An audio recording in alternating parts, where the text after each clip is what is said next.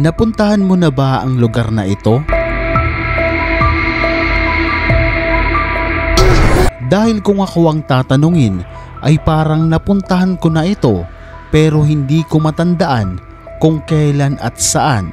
Alam ko sa sarili ko na nakaharap ko na ang gate at ang lugar na ito pero hindi ko matandaan. At ang nakakatakot pa dito, noong nagtrending ang litrato sa social media, marami ang mga taong nagsabing nakita at napuntahan na rin nila ang lugar na ito sa kanilang panaginip. Ang lugar na ito ay tinatawag na Tambakan na matatagpuan sa Antipolo City. Ngunit ang nakakapagtaka, may ilang mga netizen ang nag-comment na nakita na rin nila ang lugar na ito pero hindi sa Antipolo kundi sa Bulacan, Silay City Negros, Payatas, Osamis City, Zamboanga at Fairview at marami pang ibang mga lugar. Ayon sa kanila, literally napuntahan ko na talaga yan in real life. May ganyan din sa amin as in same sa Silay City going to City Health. Kaya nagulat ako sa Antipolo pala ito pero may ganito din talaga sa amin sa Negros Silay City. Same, may vandal din ganyan. Dito po yan sa Payatas, banda sa amin. Ano pong meron dyan? Kahit itanong nyo pa sa lahat ng taga dito sa Payatas, alam ang lugar na yan. Mga batang 90s at 80s ang nakakaalala ng lugar na yan. Pero bakit nga ba nasa Antipolo din siya makikita? Ang weird, sobrang familiar din sa akin. Para sa akin, nakita ko na to doon sa tinitirahan naming lugar dati sa Osamis City. Naalala ko, napuntahan ko to nung naging frontliner ako. Nag house to house kami para magbigay ng ayuda, especially ng bigas at canned goods. Yan ang huling naaalala ko.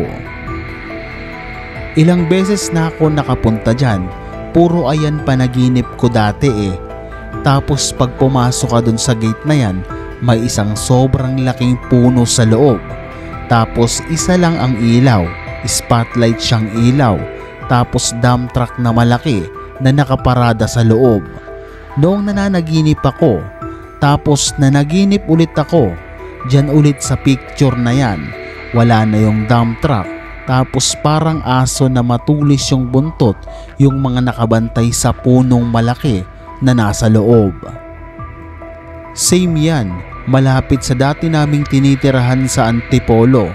Sa Golden Hills Subdivision naman, di pa masyadong nade-develop ang lugar na yon at may picture ako niyan, may pagkakahawig sila. Di kami lumipat doon kasi sabi sa amin ni Lola marami daw pinatay doon. Hindi ko sure kung panaginip o noong kabataan ko, sobrang curious namin ng mga kaibigan ko na malibot yung lugar namin. Napaulit-ulit namin ginagawa, baka nadaanan namin ito or ewan, baka nga sa panaginip, haha, para kasing ang common ng ganitong gate. Nakita ko na yan, I don't know kung sa panaginip kasi meron yan sa amin dito sa Bulacan. Pumunta ako dyan, sobrang laki ng loob and puro malunggay damo sa loob ng gate na yan. Tapos puro bato, parang stage yung style. Ito ang iilang mga comment ng mga taong nagsasabing napuntahan na rin nila ang lugar na ito ngunit sa ibang oras, lugar at araw. Ang pinagtataka ng karamihan sa atin ay alam ang lugar na ito kahit hindi pa naman tayo nakakapunta dito sa tunay na buhay. Ayon naman sa mga paliwanag ng siyentipiko na ang mga utak ng tao ay konektado sa isa't isa na dahilan upang magkaroon tayo ng iisang panaginip. Ibig sabihin, kahit hindi tayo nakapunta sa lugar na ito, pwede natin itong mapanaginipan dahil may mga taong nakakita at nakapunta na sa lugar na ito. Ito daw ay tinatawag na mystical connection.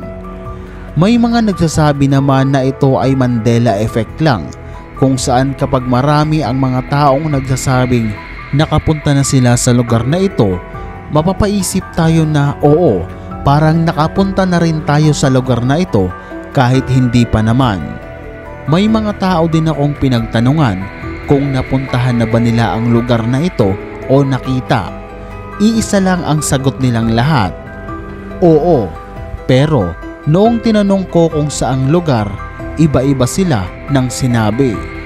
Nakakapagtaka na nakakatakot dahil ako mismo alam ko sa sarili ko na napuntahan ko na ang lugar na ito. Hindi ko lang matandaan kung kailan at saan. Ikaw, nakita o napuntahan mo na ba ang lugar na ito? Comment mo naman sa ibaba ng video.